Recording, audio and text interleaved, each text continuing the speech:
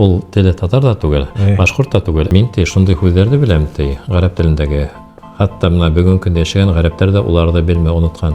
Әгәр дә бүгенге кешеләр шулар белән осраша, бер-берен аңларлык кимәлдә булыр иде. Егеттәр һәм кызлар бер-беренә записка язып, хат язышып аралашкан бит инде. Әгәр дә укый да белмәһә, улар белмәс иде. Моны безнең авторлар үзләренең әсәрләрен әдәби телдә язмыйлар, ә үзләренең диалектларында ничек яңгырай шул рәвешле язып килтерәләр дип. Язма әдәби телнең, төрки телнең саклашының хакланып калуы дип. Гарәптәге түгел әле, ә фарсыныкы бүгенге көндә моны безнең гарәп үзләрдә яшәү сорай.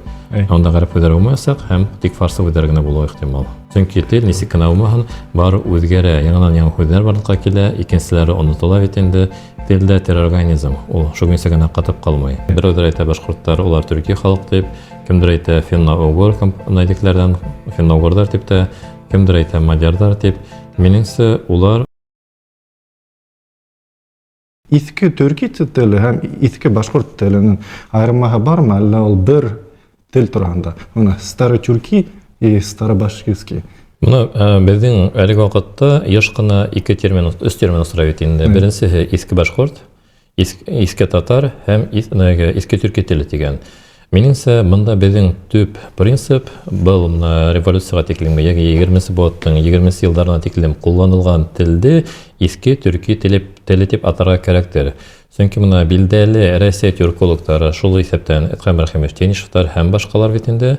Моны улар был телде һәр вакыт иске төрки тел дип ала. Был Россия фән гыйлемендә кабул ителгән күренеш. Инде мәсәлән моны бигрәк тә татар лингвистлары әле 20-ның 40-50 елларыннан ошо ук телде иске татар теле дип алды һәм моны ошо иске төрки телендә язган бөтә дигәндәй гыйльми әдәби әсәрләрдә үзләренә рус әйткәндә приватизировать итеп куйды бит инде, үзләренә алып куйды. Нигездә моны был иске төрки теле ул бөтә төрки халыклары өчен уртак язма әдәбият.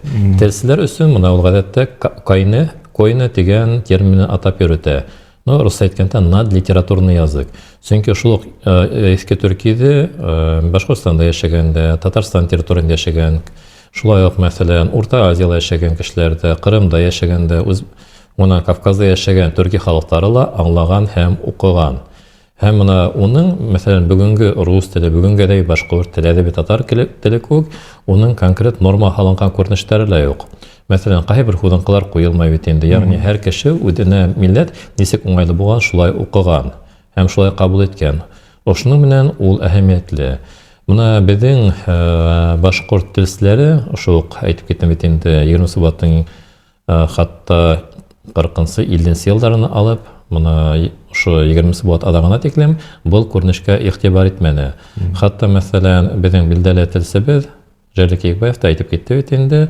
Моны ошо вакытта язылган Мәҗгафурның әсәрләрен, иске төрки телендә язган әсәрләрен буенча теле татар дип. Һәм менә шуңа күрә безнең шул ук мәсәлән Шәһзадә Бабичтың, Мәҗгафури һәм башка язучыларның, әдипләрнең әсәрләренең теле татар теле дип китте. Моны ошо мәсьәләгә лә асыклык индергә кирәктер.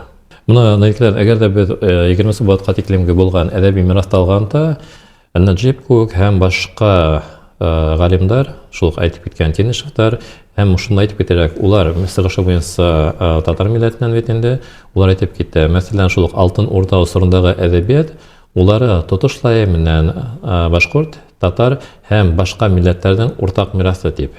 Һәм күпчелек осракта ул бары менә ошо ике милләткә кайтып кала, башкортларга һәм татарларга. Шулай дип караганда, осракта безнең милли әдәбият ул үзенең тамырлары менән анда кайбер кешеләр әйткәнчә 20 баатта гына башламаган, күпкә алда киткән. Һәм моны безнең билдәле галим Роберт Нурматуллович Баимов шундый да концепция булдырды бит инде. Бүгенге көндә аноним, ягъни исемдәре билдәһез булган һәм хикаят булган, халкы җадында хикаят булган әсәрләрдә Европа әдәбиятындагы кебек уларын язма әдәбиятка индерергә дигән идея менән янып яшәне бит инде. Мәсәлән, безнең кайбер легендаларды, хикаяттар алып караганда, онда, мәсәлән, Хүрәтләү көн кукасы, кемдер мәсәлән ниндидер территорияга китеп баруы, ниндидер тауларды, елгаларды күрүе һәм башка. Ягъни монда хүрәтләү алымы булып тора бит инде. Мәсәлән, Урал Батыр, Акбузат, башка эпик әсәрләр алып караганда, онда масштаблык күренә. Ә монда масштаблык түгел, мәсәлән, инде бер кешенең хикәяләве.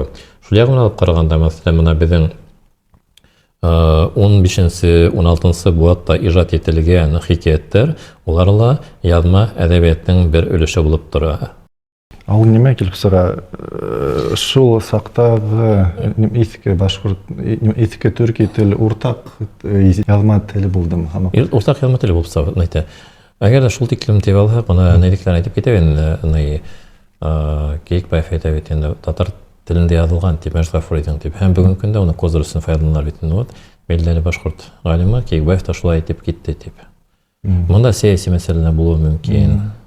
60-70 елларда, мәсәлән, менә безнең әдәбиятка карата айрым язучыларның, галимнәрнең ниндидер кимәлдә анда тел буенча фикерләре Улусурдагы обкомның 3-нче секретаре Ахуняновтың да йогынтыгы астында эшләнгәндер дип тә әйтеп китәргә мөмкиндер. Иске төрки теле, менә иске башкорт теле ул язма теле генә булганмы, әллә уны менән һөйләшкәннәрме? Уны безгә аңлатыгыз әле. Нимә ул шул иске төрки теле, яки иске башкорт теле? Уна тел гыйлемендә бар бит инде язма әдәбият теле һәм янны һөйләш теле дип. Янны һөйләш теле уныһы халыктың үзендә һөйләшкән бит инде. Мәсәлән, менә бүгенге көндә дә бит инде алып караганда бер ян яки анда әлшә яки дин буе башкортларның теле бер-береннән аерыла бит инде. Һәм уныһы янны һөйләш теле. Иске төрки уныһы нигездә язма теле генә. Һәм менә бу сакта Альберт Исмаил дигән безнең билдәле филологыбыз бар, Ямагат Эшмәкәре, уның бер гипотезаһы кызыклы һәм уның да нигезе булып торалар. Ул әйтә, безнең дөнья көнбайыш башкортларының теле мөмкиндер язма әдәби телнең, төрки телнең саклашының хакланып калуы дип. Аслында менә унда ул теле татар да түгел, башкорт та түгел, менә уртала торган һәм бүгенге көн 20 сабатка тиклем кулланылган ошо иске төрки теленә туланса дигәндә тап килә. Унда да шул хәрефтәре бар, з хәрефтәре бар һәм башкалар. Менә иске төрки телендә язылган, иске башкорт телендә язылган язмаларда караганда, онда күренә бер һүзне, бер автор былай дип яза, бер һүзне. Икенче кеше шул һүзне сыккана икенче хәреф менән, шул хәреф менән билдәләп яза. Ул нимә килеп? Уртак әдәби тел булмагандыр. Моны әгәр алып караганда нормативлык телдәге Сән дигән телдә алып караганда нормативлык сагыштырмасы һуңгарак барлыкка килә бит инде. Ул сорда нигә ул тиклем нормага халынмай бит инде. Шуңа күрә ошара эшле. Һәм хәтта менә 20-нче буаттың 30-нчы елларында әле китап нәшр ителгән вакытта шул Давыт Юлтайдалы һәм башка язучылар һәм Ямагат Эшмәкәрләрендә шундай фикер, журналистлар фикер бар бит инде. Мына безнең авторлар үзләренең әсәрләрен әдәби телдә язмайдар, үзләренең диалектларында ничек яңгырай шул рәвешле язып килтерләр дип. Ягъни менә бу сорда 30 елларда әле ул тел нигә 10 ел үткән бит якынса 8-10 ел үткән, ошо башкорт әдәби теленең барлыкка килүен әле ул әмгыятькә тиз генә кирип бетмәгән. Шуңа күрә мулысракта мәсәлән бер күздән төрлесе язылышы ул диалект хүдәрендә катнашуы мөмкин. Икенчесеннән бу кешенең тел байлыгын да күрһәтә бит инде. Менә әгәр дә теге синонимдар рушына килтергән тел байлыгын күрһәтә. Әгәр дә бер күздә ике төрле язылган икән, моныһын диалектта әйтеп китүе дә мөмкин бит инде. Икенчесеннән кешегә ничек кулайлы шулай да язып китүе. Мулысракта уны ниндәйдер кимәлдә хата булып кабул ителмәгән. Бүгенге көндә менә бездә ниндәйдер, моны минем шәхси фикер, норма халыулар ул бер яктан ыңгай да булып тора. Ләкин тел генә түгел, әдәби алып караганда аерым дисциплиналар белән нормативлык кире йогынты яһаган. Мәсәлән, революция тиклемге осорда мәдрәсәләрдә, уку йортларында философия, психология, этика, эстетика, онан башка гуманитар предметларда шулык әдәби әсәрләр нигезендә анализ яһалган. Ягъни нидә бер әсәр алынғанда, уны төрле яклап анализлангандар бит инде. Һәм шуңа күрә менә безнең урта буатларда, онан менә хәтта 20-нче буаттың башларына тиклем энциклопедик характерда галимдар бик күп булган. Чөнки бүгенге көндә менә дисциплиналар бар, аерым фәннәр бар, улар һәрберсе бүлеп килә бит. Менә белә кысыккан дөрес түгел, белә кысыккан дөрес түгел дип. Әле генә вакытта мына междисциплинарный исследование дигән яңа күреш барлыкка килде бит инде. Һәм мына безнең междисциплинарный исследование дигән күренеш революциягә тиклем, мәсәлән, шул ук мөселман халкына, Төркия халыкларында, уку йортларында кабул ителгән күренешкә күп ягы менән охшап та торалар.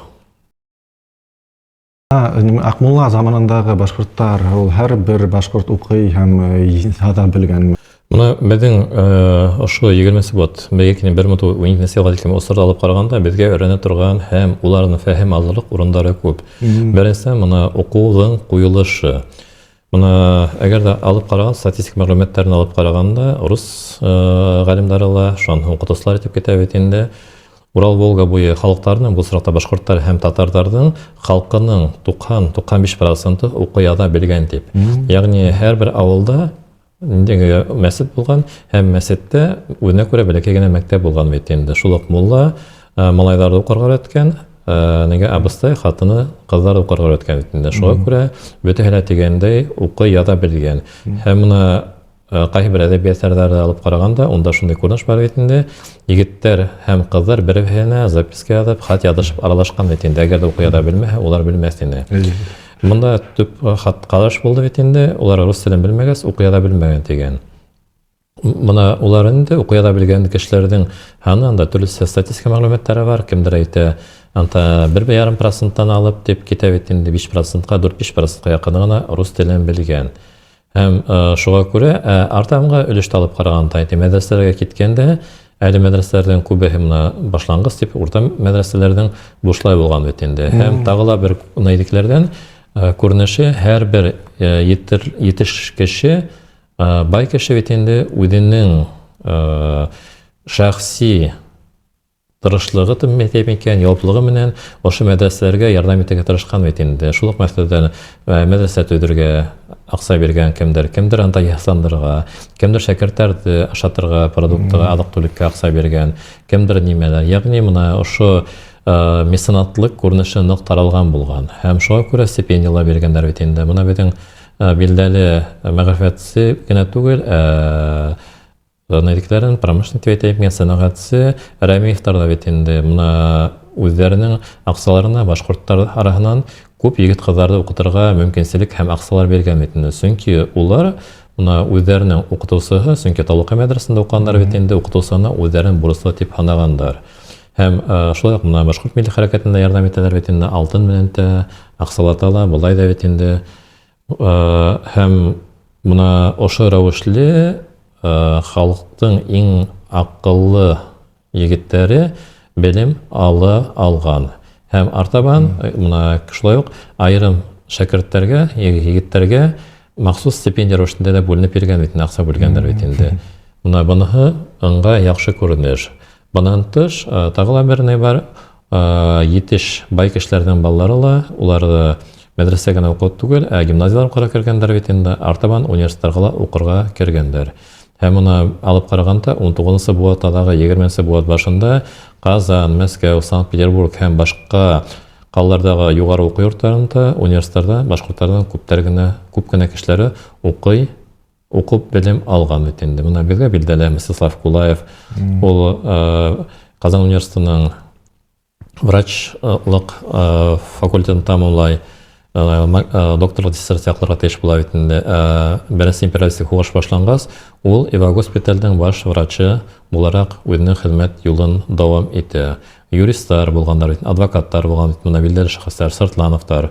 Һәм инде кимәлдә моны югары кимәлгә күтәрелүе башкортлар арасыннан беренче генералдың сыгула күрһәтә бит инде. Мәсәлән, башкортлар арасыннан билдәле шәхесләр сыккан нәсел уныһы Дәүләтшиндар. Дарендар нәселе әйтергә кирәк. Габделәзиз Дәүләтшин, уныһы генерал-майор һәм Россия империясында моны 1912 елга тиклем көнсугыш юнәлеше буенча эшләгән шәхес, генерал штабта эшләй бит инде. Һәм моннан тыш ул 1912 ел революцияның ситкә касып китмәй, аның бөтен мөмкинлеге була. Чөнки бөтен разведканың буенча эшләгән кешенеке бит инде. Ул торып кала бит инде. 19 елда Петроградта аклаган башкорт гаскәрләре килгәс, улар белән хезмәттәшлек итә, башкорт армиясының тарихын язу буенча шөгыльләнә бит инде. Һәм иң мөһиме, ул яза бит инде хат Нәтиҗәләрен генерал академияның генерал штабында көнсыгыш бүлеген асу турында. Һәм уның нияте менән көнсыгыш бүлеге асыла, ләкин ул уны күрә алмай, приказ булыр алдыннан бер көнлек кенә мәрхүм булып куя бит инде. Уның кустыгы Абдулвали 2-3 ел Өфе калаһының полицмейстеры була. Ягъни ул бүгенге көн дәрәҗәһе менән генерал УВД начальнигына, генерал званиеһын дәрәҗәһенә тең вазифаны билә бит инде. Шунда әйтеп китерәк, был Рәсәй тарихында бердән-бер шундай вакыйга. Төрки халкының вәкиле бигрәк тә башкорттың буны әйткәндәрдән губерна калаһының итәкчелек итүе, полиция итәкчелек итүе, монда Рәсәй тарихында булмаган күренеш бит инде. Артабан сыртлан актарды алып караyak та шул ук. Уннан уның улы Алиас нәйдекләр Сыртлановтарды, шул ук менә безнең мөфти Солтанов һәм уның улларын, менә улары безнең башкорт элитаһы, хәрби элитаһының барлыкка килүен күрсәткән күренеш бар. Әгәр Салават Юлаев тақытына кайтып, без уның менән һөйләшһәк, без бер-беребезне аңлар идекме? Минең уемса, без тулыгынса бер-беребезне аңлар идек. Онда мөмкин булуы, мәсәлән, бүген көндә нәйдекләр фарсы һәм гарәп һүзләренең берен тиклем күбрәк осрау. Ягъни менә бүген көндә без рус телен, нисек башкорт теленә кушып һөйләйбез, ул вакытта шул күренеш булган гарәп һәм фарс телләрен. Калганы тулыгынса шул телдә. Һәм тагыла диалект үзенчәлекләренең осрауы мөмкин булыр иде. Ибн Фадлан күргән башкорттар ниндәй телдә һөйләшкән? Моны был ысынлыкта бәхәсле һорау. Чөнки моны төрле гипотезалар бар бит инде. Берәүләр әйтә башкорттар, улар төрки халык дип, кемдер әйтә финно-угур нәйдекләрдән, финно-угурдар дип тә, кемдер әйтә мадьярдар дип. Минеңсә, улар ошо төбәктә яшәгән башкорттар һәм теле уларның ниндәйдер кимәлдә дип әйтәйек микән, безгә аңлаешлы тел булган. Анда менә безнең бүген көндә онытылган һүзләрнең булуы бик тә ихтимал, ләкин минеңсә, әгәр дә бүгенге кешеләр шулар белән осраша, бер-берен аңларлык кимәлдә булыр иде. Чөнки тел нисек кенә булмаһын, бары үзгәрә, яңадан-яңа һүзләр барлыкка килә, икенчеләре онытыла бит инде. Телдә терорганизм, ул шугынса гына катып калмый. Ләкин нигездә төп нәйләр турып калуы мөмкин. Һәм онда минеңсә булуы мөмкин фарсы һүзләренең күп кенә осрауы. Гарәптәге түгел әле, фарсының бүген көндә менә безнең гарәп һүзләре яш осрай. Онда гарәп һүзләре булмасак, һәм тик фарсы һүзләре генә булуы ихтимал. Башка тел менән бергә уртак килгән. Кыскасы әйткәндә, шул Ибн Фадландың заманынан әйтик, хәзерге көнгә тиклем башкорт теле артык дип әйтте, рөхсәт булган дип үзгәрмәгән дип. Ниндәй кимәлдә үзгәргән тәрә. Менә Станислав Прозоров дигән билдәле безнең шәркыятсы бар. Ул нигездә борынгы гарәп әдәбиятын, грек трактаттарын рус теленә тәрҗемә итте. Ул телде яхшы белә. Менә ул бер әйтте. Мин тә шундый һүзләрне беләм ти, гарәп телендәге. Хәтта менә бүген көндә яшәгән гарәптәр дә уларда белмәй оныткан ти. Ягъни һәрбер тел шул исәптән гарәптәрдә менә шул ук нигә туры килгән, осрына туры килгән, Ибн Фадлан осрына туры килгән. Һәм менә безнең башкортлар алып караганда, менә бүген көндә безнең күпселек халык белмәгән һүзләрнең осрауы мөмкин. Ләкин улар онытылган, кулланылмай, куллана төшеп калган. Ләкин нигездә уның төп структураһы, һүзләр лексикаһының минемсә бер 60-70% акланып калгандыр дип уйлыйм инде. Моны минем шәхси фикер. Мин телсе түгел, әдәбиятчы, ошдан сыгып кына әйтәм. Чөнки ул тулыгынса алмашмый бары. Тел организм әйтеп киттем бит инде. Бар ниндидер кимәлдә үзгәреш була. Ул үзгәрмәһә, ул юкка сыга. Чөнки һәр нимә үз вакытына, үз осына карап яраклашырга тиеш. Сәлам, мин Галиян Сынбулатов, һез Яһан каналында. Рәхмәт һезгә караган өчен зинһар лайк куйыгыз һәм репост куйыгыз. Әгәр дә һез Аксалатта каналга ярдәм иткә килһә, экранда күрәһегез карт хандарын һәм дә Boost Donat сайтына видео астында хылтанма бар.